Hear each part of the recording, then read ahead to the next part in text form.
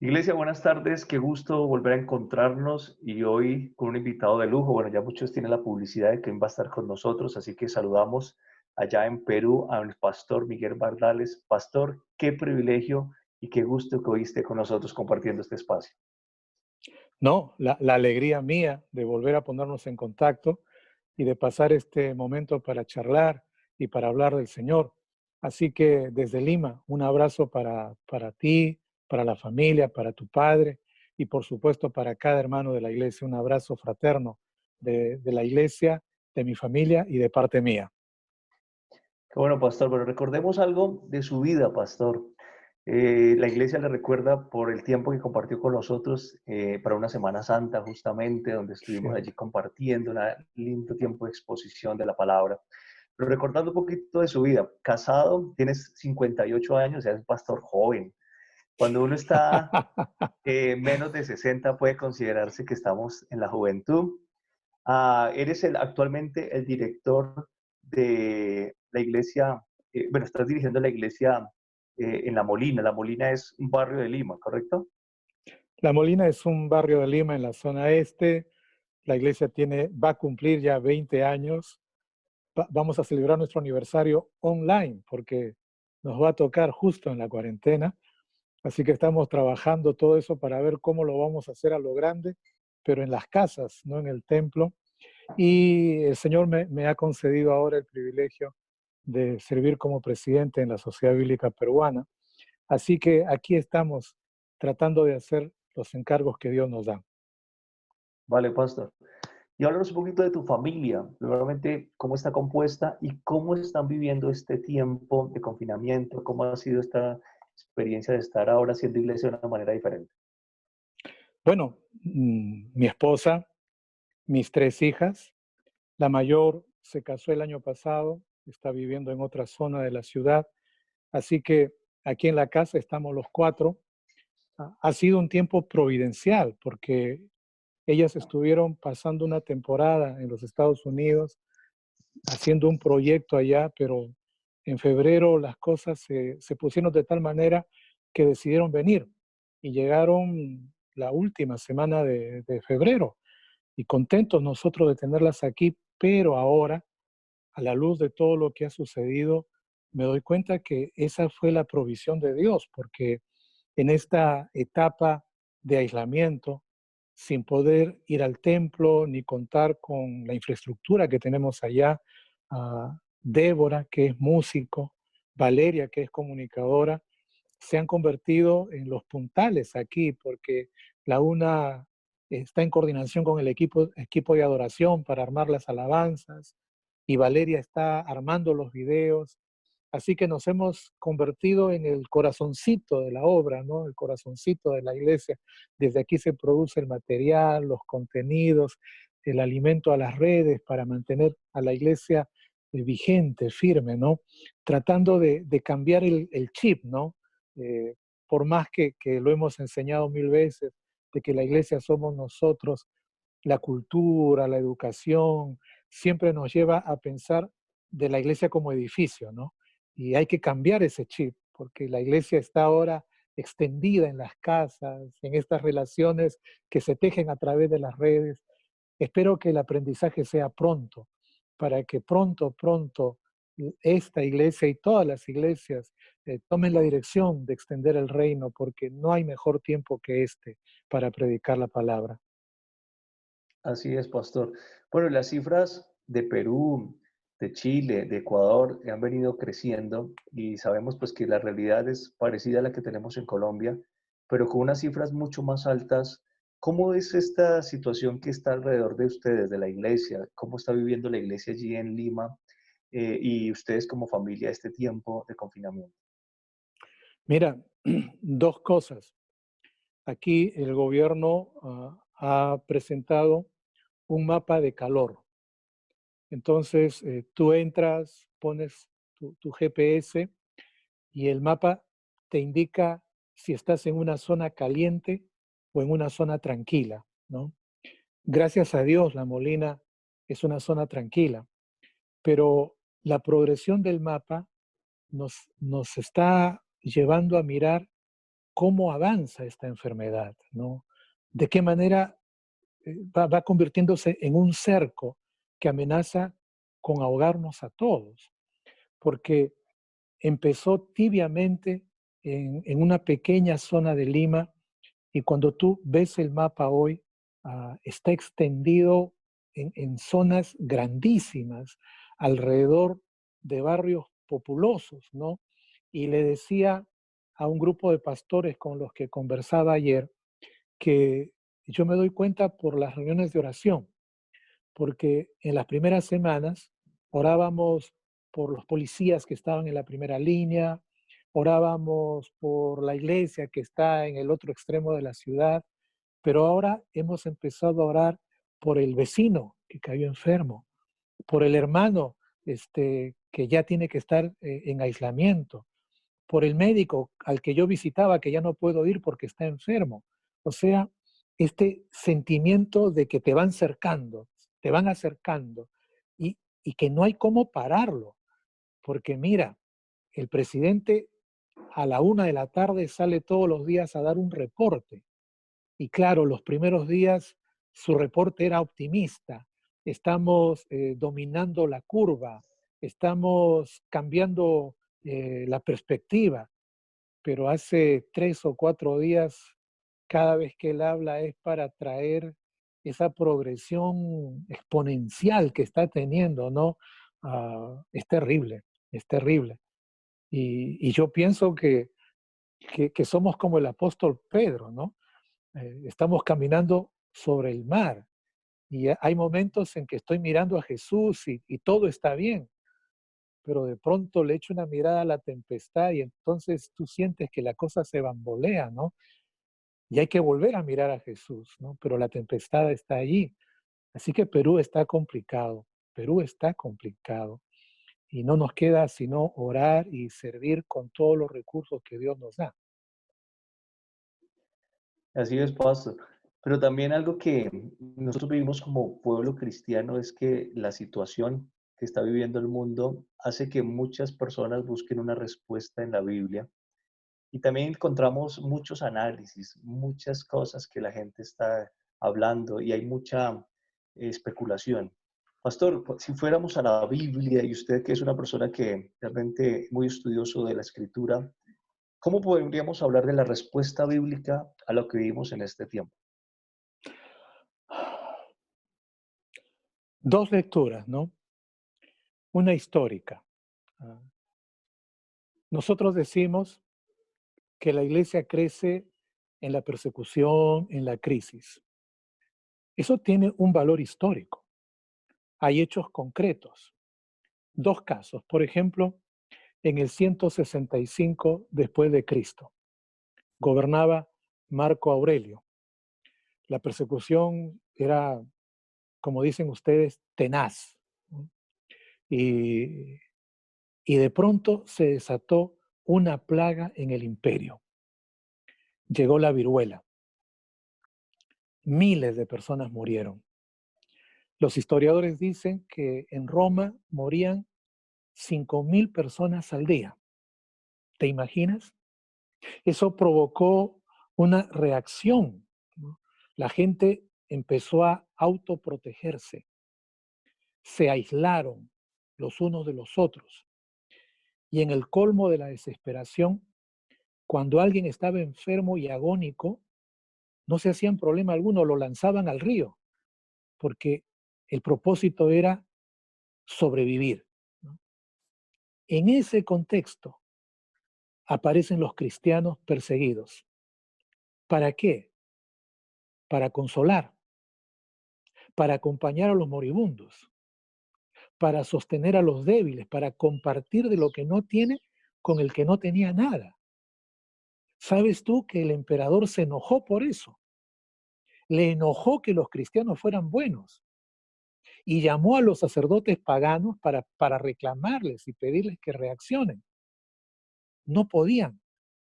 El Dios de ellos era inclemente. Nuestro Dios era misericordioso. Así que cuando terminó la plaga 2 años después, la iglesia había crecido, la iglesia se había fortalecido. 100 años después llegó la plaga del sarampión. La iglesia hizo lo mismo. Unos cuantos años después, en medio de las guerras, Justiniano se va a convertir y el imperio va a caer a los pies de Jesucristo. ¿Qué estoy diciendo? Estoy diciendo que no creo que sea el momento para hacer una lectura escatológica de esta plaga. Sí, la Biblia dice que en los postreros tiempos vendrán plagas, pero no creo que nuestro horizonte sea ese. Creo que nuestro horizonte tiene que ser el aquí, el ahora. Aquí tenemos que ministrar, aquí tenemos que consolar, aquí tenemos que acercarnos al temeroso, porque si no lo hacemos nosotros, que tenemos el mensaje de esperanza, ¿quién lo va a hacer? No hay una etapa más idónea que esta para predicar el Evangelio, porque ahora se demostró que el ser humano es frágil. Toda la tecnología, todas las capacidades, un bicho que ni siquiera existe porque no tiene vida, le paró la vida al mundo entero. O sea, somos frágiles, somos débiles, necesitamos de Dios. La iglesia tiene que levantar su voz para traer el amor de Dios, el Evangelio completo. Así que yo insisto, esta es nuestra mejor oportunidad para presentar el Evangelio y ganar almas para Cristo. Entonces, desde allí encontramos, digamos, yo podría decir dos cosas. Uno, la oportunidad que nos da esta epidemia para que el creyente realmente sea luz y algo que nosotros hemos puesto en nuestra iglesia, que Dios nos regaló desde el año 2019, fue el ser luz desde casa, desde mi casa hasta lo último de la tierra. Pero dentro de eso también entendemos que hay una oportunidad, como tú lo dices, pero también al mismo tiempo una realidad en la economía, en la salud, en la expectativa de frente a la realidad que cada país determina. Entonces, ¿cómo debe ser la actitud del creyente frente a tanta zozobra, tanta situación? Ya no tanto desde la fe, sino también desde la realidad del país, de las economías, del trabajo y de la misma iglesia, porque muchos no se hallan sin el lugar de culto, sin el lugar de reunión. Mira, hace pocos días me entregaron un análisis que una consultora cristiana ha realizado para las sociedades bíblicas, ¿no? Cómo enfrentar lo que se viene, no solo como ministerio, sino en el plano de la realidad, de una economía quebrada, en recesión, con contribuyentes que van a haber visto menguados sus ingresos. ¿Cómo hacer eso, no? Y en resumen, el artículo plantea tres soluciones. La primera, levantar la confianza en Dios y en el hermano en la fe, en el círculo pequeño. Porque esto va a ser una guerra. Cuando se aflojen los regímenes de enclaustramiento social, la calle va a ser una selva, porque la gente va a buscar sobrevivir, salir adelante. Entonces nosotros necesitamos fortalecer el círculo de confianza. Por eso Hechos dice que tenían en común todas las cosas. Detrás de esa frase, imagina el grado de confianza que se tenían. Sin papeles, sin firmas, ponían a los pies de los apóstoles todas las cosas para que nadie tuviera necesidad. Detrás de eso hay un círculo de confianza. El corazón de mi hermano es como el mío. El sentimiento de mi hermano es como el mío. Por eso es tan dramática la caída de Ananías y Zafira, porque rompen ese círculo de confianza. Entonces, necesitamos levantar la confianza con Dios y la confianza con el prójimo. Eso tiene, por ejemplo, mucha relación con lo que tú acabas de decir, el eslogan, ¿no? La iglesia en las casas. Pero hay que ir más allá. Las casas van a ser las iglesias. Y en las casas van a haber líderes espirituales. Nosotros estamos empezando a trasladar, por ejemplo, el oficio de la Santa Cena al líder de la familia. O sea, utilicemos una palabra sociológica, hay que democratizar el liderazgo de la iglesia. Hay que simplificarlo. Hay que ser como en los hechos, pues. O sea, Pablo estaba 2, 3 semanas en un pueblo, dejaba a un nuevo creyente a cargo del grupo. Yo me muero de miedo. Que haga su curso de verdades básicas, que vaya al instituto bíblico. Pablo no, la realidad no se lo permitía. Oye, hermano, por lo menos en el Perú, no vamos a usar los templos este año. Dios nos ha dado un hermoso templo como a ustedes. No voy a negar que se me quiebra el corazón cuando pienso que no voy a usar el templo. Pero las casas se tienen que convertir en el templo. Pero para eso tenemos que confiar en que el amor, la huella, la presencia de Cristo está en mi hermano nuevo, en mi hermano tibio, en mi hermano medio consagrado, ¿no? Tengo que confiar que ahí está el Señor y levantarlo. La segunda palabra es una palabra dura. Confianza es bonita. La segunda palabra es sacrificio. O sea, no vamos a salir adelante sin que cada uno ponga su cuota de sacrificio. Así que Romanos 12 se va a volver realidad. Hermanos, os ruego por la misericordia de Dios que presentéis vuestros cuerpos en sacrificio vivo, santo y agradable.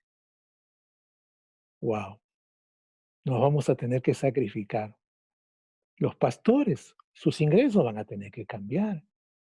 Los hermanos van a tener de la cantidad que reciban, sacar un poco para la ofrenda de la iglesia, para compartir con el necesitado. No hay manera de pasar este temporal sin nuestra ofrenda de sacrificio. Eso va a ser duro. Eso va a ser duro. Y lo tercero, la tercera palabra que los consultores plantean es creatividad. La necesidad te obliga a soluciones, como las que las iglesias estamos encontrando. Me llamó la atención el domingo. Entré al Facebook para ver el programa un par de minutos antes y Facebook me decía, podemos asesorarte en la presentación de tus servicios religiosos. Tenemos un mercado para ti. Facebook se dio cuenta que el domingo los evangélicos ya tomamos el Facebook Live. Tenemos A que ir mí más también me allá. sorprendió. Yo también lo vi, sí. Es que ellos son creativos, ¿no? Ya encontraron un mercado. Nosotros tenemos que encontrarlo. Tenemos que ser creativos. Dios tiene que usar, mira hermano, la profecía de Joel. Los jóvenes verán sueños, tendrán visiones. Yo creo que ahora va a venir el cumplimiento de esa profecía. Nuestros chicos, hermano, los millennials se van a tener que levantar y utilizar la tecnología, todos los medios que hay para, para mantener la red de la iglesia viva y predicar el evangelio. Porque aprecio mucho que tú digas que todavía estoy joven, ¿no? Yo también lo creo. Pero los más jóvenes entienden este mundo virtual, ¿no? Nosotros lo tratamos de entender, pero los chicos lo entienden, viven, lo respiran. Ellos van a tener que llevar adelante la misión, ¿no? Mientras que nosotros equipemos, capacitemos, ¿no? Así que yo diría confianza, sacrificio, creatividad para los tiempos que vienen. Esa pregunta no la tenía planeada, Paz, pero acabas de tocar un punto fundamental. Nosotros como iglesia, como pastores, como líderes, hablabas de la importancia de soltar esa confianza a los nuevos líderes de casa. Y mi pregunta va en línea con esto. ¿Cuál sería la palabra para aquellos líderes de casa? Algunos son madres, cabezas de familia, algunos son jóvenes, donde de pronto no hay mucho liderazgo de sus padres frente a la fe. ¿Qué palabra le podríamos dar a ellos para que asuman ese rol de liderazgo en su casa? Mira, nosotros estamos viviendo un proceso. Aquí en la iglesia yo le he dicho a mi gente que vamos a convertirnos, vamos en camino a convertirnos en una iglesia virtual, que ya tenemos que olvidarnos de nuestro nombre de origen. El nombre de origen es Iglesia Bíblica de la Molina, o sea, está identificada con una localidad. Eso en esta nueva época ya no va, ya no tenemos localidad. Mira lo que estamos haciendo ahora. Estoy en Lima, sentado en mi sala y estoy predicando en Colombia, ¿no? O sea, ya no hay localidad, pues, ¿no? Entonces hay que sacarnos el chip. Tenemos que ir hacia una iglesia virtual, ¿no? Pero para eso, entiendo yo, hay 4 etapas. La primera, responder a la emergencia. Eso hemos hecho todos, porque una vez que el gobierno dictó el enclaustramiento social, que fue un domingo en la noche, por lo menos acá en Lima, al día siguiente prohibió la salida de los autos.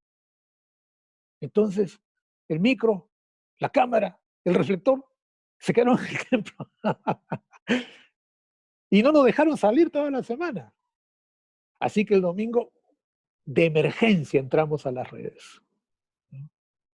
Esa fue la primera fase, responder a la emergencia. El WhatsApp, el devocional diario, la llamada, la sobrellamada, ¿no? Para tratar de cuidar al rebaño. La segunda etapa, que la estamos terminando de vivir aquí, ha sido entender la nueva realidad, ¿no? Esta es una nueva realidad que viene a quedarse, Elías. Lo, lo, yo sé que lo mejor sería que Dios haga un milagro y de un sopapo se desaparezca este virus, ¿no? Pero creo que no lo va a hacer, porque también creo que necesita que nos despertemos, que nos pongamos en línea. Entonces tenemos que aceptar esta nueva realidad, que el ministerio se va a dar a través de los contenidos, que lo más importante es responder y ponernos a la altura de los tiempos. O sea, los pocos recursos hay que invertirlos en estas áreas, en la comunicación, en el diseño, en el audio, en el video, ¿no? Pero lo tercero, que es lo que estamos empezando a construir desde hoy en mi iglesia, es cambiar el propósito de liderazgo.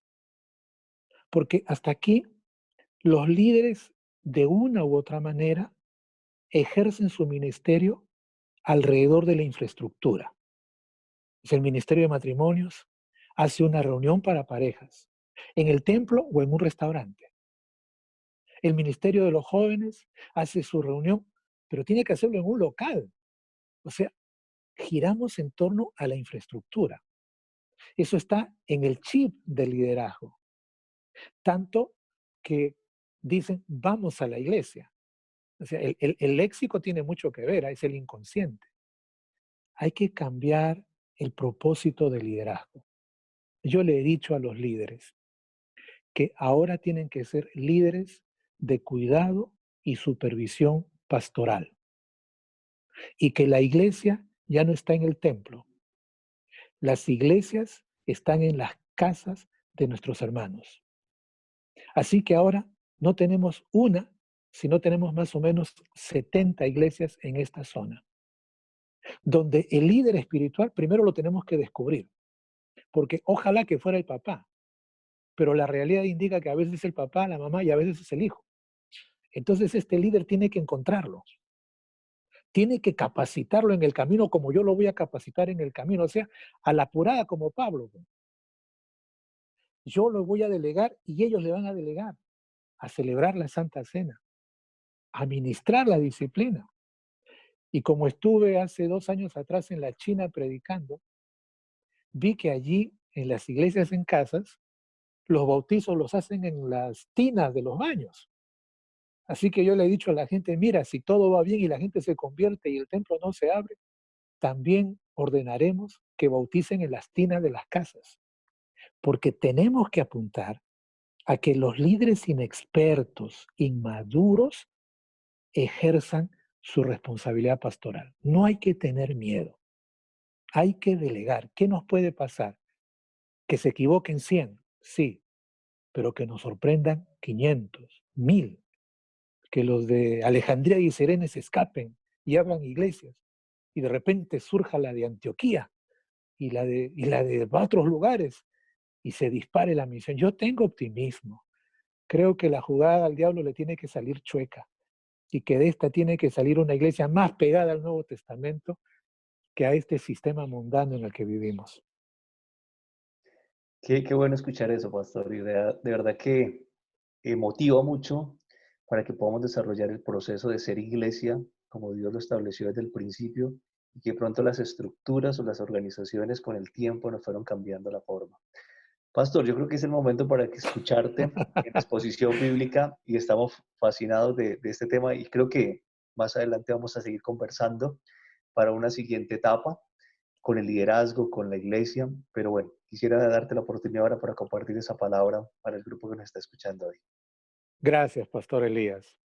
Gracias, hermanos, por estar allí, preparados y atentos a lo que el Señor ha puesto en mi corazón. Y el Señor ha puesto en mi corazón comenzar con una pregunta. ¿Cómo están pasando estos días de aislamiento social? Yo cierro mis ojos y, e imagino que estoy en el templo, ¿no? Y que los del lado derecho me dicen que ahí van, pasándola, soportando la ansiedad de estar encerrados.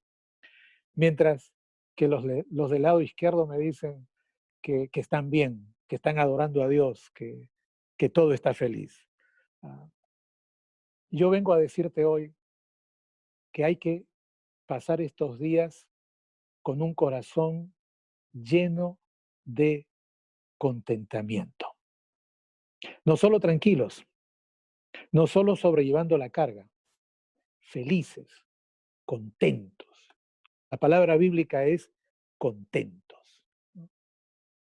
Vuelvo a cerrar mis ojos y a imaginar que el más extrovertido de ustedes se pone de pie y dice, pastor, no se pase. Puedo estar resignado, puedo estar tranquilo, pero que haga fiesta por estar encerrado en casa, sin libertad para salir, para visitar a mi hermano, para darle un beso, un apapacho. No, no, no, no. Ya suficiente es con estar tranquilos. No. Los cristianos tenemos que estar contentos en todo tiempo. ¿Y de dónde saco esa idea tan radical? De la Biblia.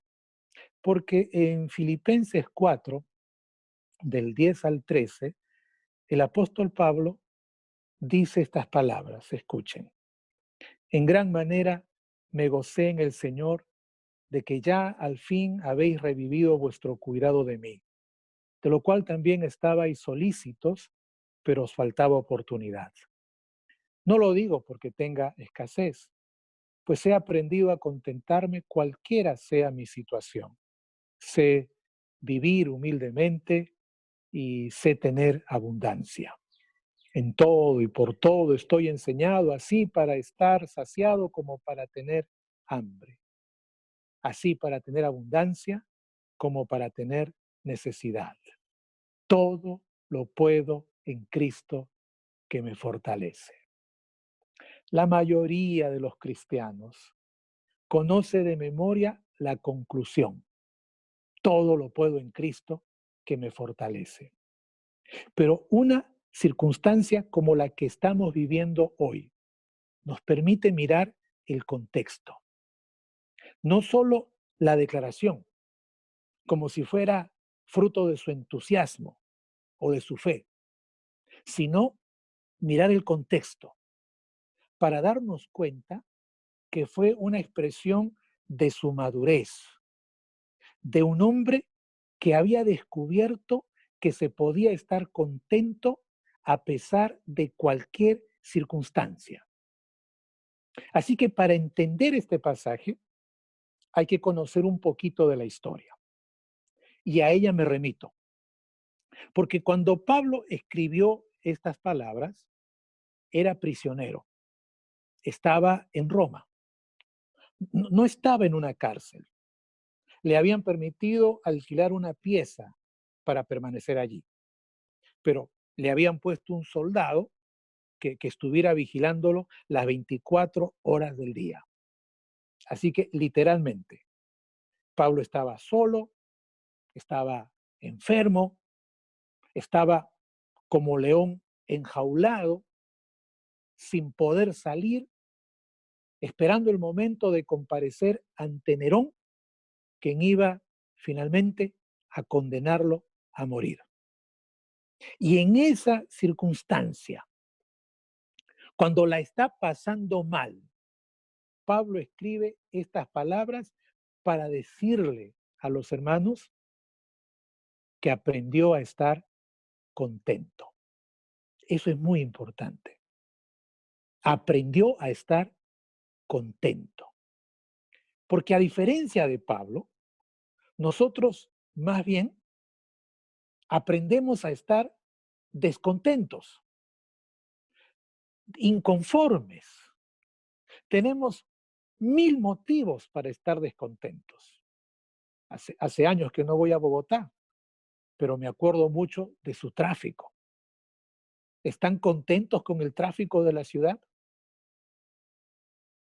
Nos molesta la gente, nos fastidia la política, nos cae mal el vecino.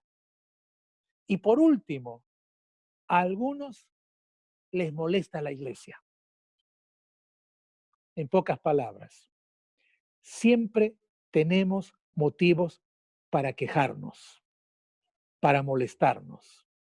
Eso hace totalmente distinta, diferente la posición de Pablo, porque el apóstol, enjaulado o en libertad, con dinero o sin dinero, enfermo o sano, siempre estaba contento. Pablo conocía el secreto que nosotros necesitamos conocer con urgencia, porque si no, esta etapa se va a volver insoportable. Volvamos a la historia, porque hay otro dato que tenemos que tomar en cuenta. Las palabras que nosotros hemos leído aquí fueron motivadas por la visita de Epafrodito, un hermano que vino desde Filipos para traerle una ofrenda. La iglesia se había enterado de la situación de Pablo. La iglesia se había preocupado porque Pablo estaba en la cárcel, esperando la audiencia con el emperador, que tenía fama de ser cruel, casi un salvaje. Entonces, como expresión de su amor, de su preocupación, le envían una ofrenda para atender a sus necesidades. Y Pablo recibe esa ofrenda, agradece la ofrenda, pero aprovecha la oportunidad para decirles que no estén preocupados, porque él no estaba preocupado, él estaba contento. Eso es una locura. ¿Cómo es que estaba contento? Para Pablo, la vida le resultó una escuela. Para todos nosotros la vida es una escuela. Aprendemos muchas cosas. Aprendemos a luchar, aprendemos a compartir, aprendemos a mentir. Pero una oportunidad como la que el virus nos está planteando es una oportunidad brillante para aprender a estar contentos. Así que a eso quiero dedicar estos minutos que ustedes me han regalado, a enseñarles cómo estar contentos a partir de este texto que Pablo escribió en una circunstancia especial y en la que nos dice que para estar contentos se necesitan 3 cosas. La primera, conocer la providencia de Dios. La segunda, conocer nuestras verdaderas necesidades. Y la tercera, aprender de las circunstancias. Tomen nota, los 3 puntos de la enseñanza. Conocer la provisión de Dios, conocer tus verdaderas necesidades y aprender de las circunstancias. Vamos por la primera, la providencia de Dios. ¿De qué estoy hablando? Hace un momentito acabo de decir que Pablo escribió estas palabras para dar las gracias por la ofrenda que recibió. Ok, pero hay allí un detalle que hay que tomar en cuenta, porque Pablo dice, ustedes estaban solícitos, pero no habían tenido oportunidad. Hay que leer entre líneas, porque entre la última vez que Pablo estuvo en Filipos y la llegada de la ofrenda, habían transcurrido 10 años. 10 años en los que Pablo y la iglesia de Filipos no habían tenido un contacto directo, salvo ocasionales referencias de uno y otro lado por la visita o la carta de alguien, pero no había habido una comunicación directa entre ellos. Y de pronto, ahora que Pablo está encarcelado, enjaulado, vigilado, en espera de su condena, providencialmente apareció Epafrodito trayendo una ofrenda para cubrir sus necesidades. La pregunta es obvia. ¿Quién movió el corazón de los filipenses para enviar esa ofrenda? ¿Quién estuvo detrás de la escena, coordinando todo para que la ofrenda llegara en el momento indicado con la cantidad indicada? Ustedes saben quién. ¿Quién? Dios. Dios. Así que es evidente que Dios movió el corazón de los filipenses y lo hizo en el momento indicado, con las personas indicadas, en la cantidad indicada, y eso solo puede significar que Dios tiene el control de todo. Bendito sea el Señor. Pablo era un hombre impulsivo, era un hombre de acción, pero a lo largo de su vida aprendió que Dios tiene el control de todo,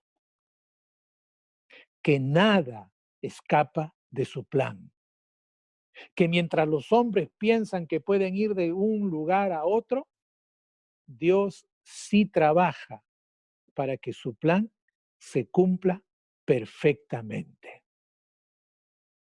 ¿Crees que Dios tiene el control de todo? Yo creo que sí. Hay personas que viven creyendo que tienen el control, que ellos son los que tienen el control. Tremenda mentira. Dios tiene el control de todo. Y los resultados son abismalmente opuestos. Porque cuando tú crees tener el control de tu vida y te chocas con una realidad como esta, que un virus insignificante te para la vida, entonces eso te genera tensión, estrés, cólera, frustración. Pero cuando vives sabiendo que Dios tiene el control de todo y se aparece este bicho y te para la vida, entonces tú levantas los ojos a Dios y le dices, tú tendrás algún motivo, Señor. ¿Pueden pensar en eso? ¿En que detrás de todo esto hay un motivo divino? Piénsenlo, mientras les recuerdo la historia de José. ¿Se acuerdan de José? El engreído de Jacob, a quien sus hermanos lo vendieron. Y la vida, el destino, lo convirtió en un esclavo que fue acusado y terminó en la cárcel. Y a quien otra vez, providencialmente, Faraón lo tomó y lo convirtió en el segundo del reino. ¿Se acuerdan de esa historia? Déjenme leerles lo que José le dijo a sus hermanos cuando se encontró con ellos. En Génesis 45:5, José les dice, Pero por favor, no se aflijan, ni se reprochen el haberme vendido, pues en realidad fue Dios quien me mandó delante de ustedes para salvar vidas.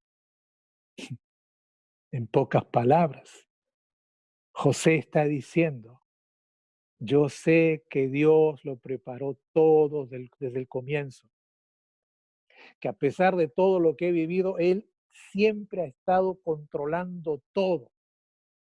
Así que en vez de estar molesto o amargado, he aprendido a estar contento, porque conozco la providencia de Dios. Estamos pasando por una situación difícil. Tal vez Dios no lo quiera, en los próximos días alguno de nosotros se enferme o enfrente una calamidad mayor. Pero quiero que ahora pienses en esta enorme verdad. Dios tiene el control de todo.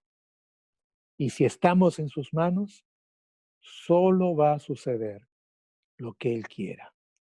Amén. Amén. Esa es la primera condición. La segunda condición es conocer tus necesidades. Y aquí hay una paradoja, porque a medida que la tecnología avanza, avanzan y aumentan nuestras necesidades. Nuestros padres, nuestros abuelos necesitaban pocas cosas para estar tranquilos. Hoy nosotros necesitamos comida, abrigo, salud, pero también necesitamos seguridad, respeto, libertad, pero también necesitamos independencia, satisfacción, entretenimiento, dinero, placer, pero también necesitamos la mejor ropa, el mejor celular, aumentar el número de likes en el Instagram o en el Twitter. O sea que en el siglo XXI la vida está llena de necesidades. ¿Qué diferencia con Pablo? Él simplificó su vida, redujo todas sus necesidades a una. Dejó de prestarle atención al sistema del mundo y se enfocó en satisfacer una sola necesidad. No fue un asceta, porque él sabía disfrutar de la vida. No fue un consumidor crónico, porque él sabía soportar la carencia. Si le tocaba la abundancia, la disfrutaba. Si le tocaba la escasez, la soportaba.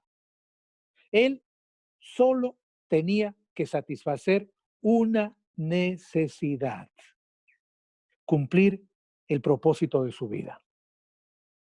En todos los libros que escribió, solo hay una ocasión en la que parece a punto de perder la calma. En 1 Corintios 9:16. Allí Pablo dice, pues si anuncio el Evangelio, no tengo de qué gloriarme, porque me es impuesta necesidad y con signos de admiración. ¡Ay de mí si no anunciare el Evangelio! O sea, si algo le preocupaba, no es que no pudiera predicar, es que no pudiera agradar a Dios por encima de todo. Pensemos, ¿cuáles son tus 10 necesidades básicas? Si tuvieras que hacer una lista, ¿cuáles son tus 10 necesidades básicas? Salud, trabajo, seguridad, familia, dinero, compañerismo, respeto, libertad, placer, entretenimiento. ¿Necesitas a Dios? Sí, todos van a decir que sí. ¿Para qué lo necesitas? Precisamente para que satisfaga tu necesidad de trabajo, seguridad, salud, familia, dinero, etcétera, etcétera, etcétera. ¿Para qué necesitas a Dios? Hay que invertir la figura, porque Pablo entendió que él necesitaba agradar a Dios. no que Dios lo ayudara, porque Dios ya lo había salvado y le había dado la vida eterna. Así que lo que Pablo necesitaba era agradar a Dios, una necesidad que está en concordancia con lo que Jesús dijo: mas buscad primeramente el reino de Dios y su justicia, y todo lo demás vendrá por añadidura. Ahora, esto es importante, porque cuando un cristiano prioriza el agradar a Dios por encima de todo, descubre que su corazón se llena de contentamiento y satisfacción. Así que, ya que me han dado la libertad de hablarles, permítanme decírselos directamente. La necesidad más importante que tienes en este momento es agradar a Dios. Te desafío a que lo hagas y a que compruebes que en tanto lo hagas, tu vida se va a llenar de felicidad. Y este tiempo de aislamiento es precisamente la mejor escuela que Dios nos da para aprender a estar contentos, agradándole por encima de todo. Aprender a estar contentos. Ese es el tercer punto. Aprender de las circunstancias. Hay que mirar la vida de Pablo. Su vida fue un torbellino. En su currículum vitae hay tribulaciones, vituperios, angustias, azotes, cárceles, trabajos, desvelos, ayunos, traición. El propio Pablo en 2 de Corintios 11 dice, de los judíos 5 veces he recibido azotes, 3 veces he sido azotado con varas, 1 vez apedreado, 3 veces he padecido un naufragio, 1 noche y 1 día he estado como náufrago en alta mar, etcétera, etcétera, etcétera. Sin embargo, en vez de llenarse de amargura, todas las experiencias de su vida lo convirtieron en un hombre contento. Saber que tu vida está bajo el control de Dios. Saber que tu única necesidad es agradar a Dios. Lo llevó, en el caso de Pablo, a buscar una lección en cada cosa que le sucedía. En vez de preguntar por qué, en vez de protestar, ¿por qué me pasa esto? Pablo, me imagino yo, decía, Dios mío, ¿qué me quieres enseñar con esto? ¿Qué me quieres enseñar con esto? No reniegues por la cuarentena. No lamentes que tu libertad está restringida. No te asustes porque puedes contagiarte. Pero pregúntate, Dios mío, ¿qué me quieres enseñar con esto? Personalmente, yo creo que Dios quiere que adopte sus prioridades, mis prioridades, a las suyas. Que deje de correr detrás de lo temporal y me enfoque en lo eterno. Que de una vez por todas me convierta en un cristiano que solo vive para cumplir su llamado. Ahora que la vida está detenida, tengo que preguntarte, ¿sabes lo que Dios quiere para tu vida? ¿Sabes cuál es el motivo, el llamado que Dios está haciendo para ti? Reflexiona. Dios tiene el control de todo. Tú no tienes muchas necesidades, tú tienes una. Hay una lección que tú tienes que descubrir. Y la mejor manera de aprovechar este tiempo es afinando el oído, afinando el corazón, poniendo a Dios en primer lugar y preparándote para que cuando nos abran la puerta, salgamos transformados en siervos, en siervas de Dios, llenos de su Espíritu Santo y listos a conquistar este mundo para Cristo.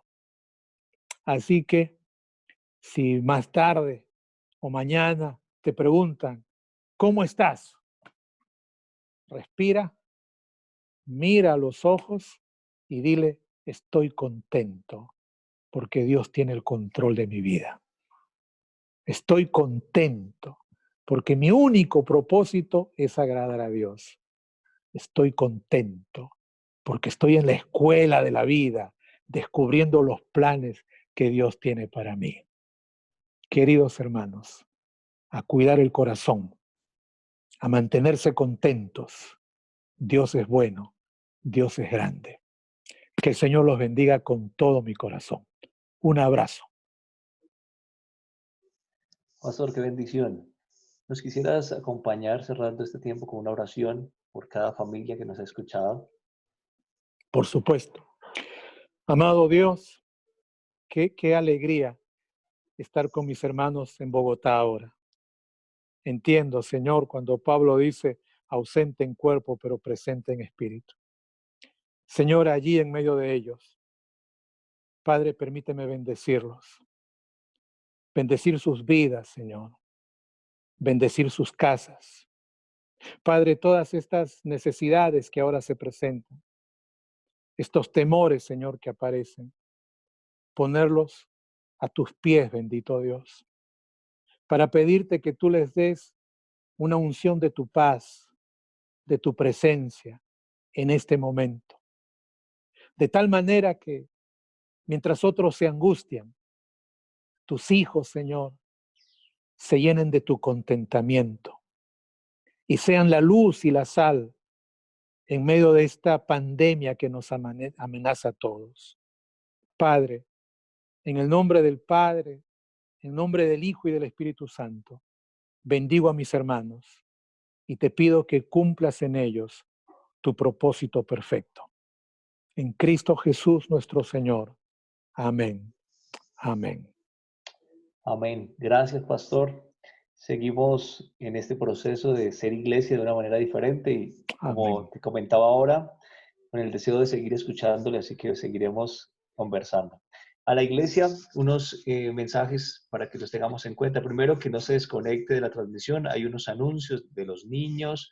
Si usted necesita oración, ayuda, o usted es una persona que nos escucha por primera vez, quiere conocer más del Señor, ahí están nuestros teléfonos, ahí lo va a encontrar usted al final de la transmisión para que se acerque a nosotros, nos escriba, nos llame y estamos allí para orar por ustedes, para acompañarles. A todos los papitos, recordarles que el Ministerio Discoveryland ya tiene el material allí en la página para que lo puedan ustedes disfrutar y trabajar con los niños. Y mañana nuestro servicio a las 9 de la mañana. A todos, Dios les bendiga. Un gran abrazo. Bendiciones.